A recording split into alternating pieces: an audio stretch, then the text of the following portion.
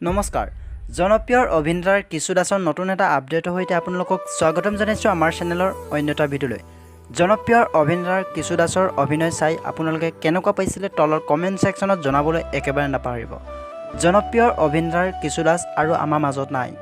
জনপ্ৰিয় অভিনেতাজনৰ মৃত্যুত জনপ্ৰিয় অভিনেতাৰ যতীন বৰাই কি ক'লে আহকচোন বন্ধু বান্ধৱীসকল চাওঁ।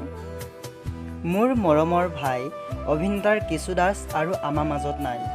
নিশা 3:18 তেওঁ শেষ নিশ্বাস ত্যাগ কৰে।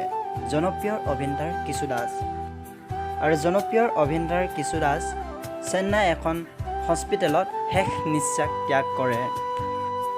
আৰু আজি আমাৰ এই ভিডিঅ'টো যিমান পাৰে সিমান শ্বেয়াৰ কৰি দিবলৈ একেবাৰে নাপাহৰিব।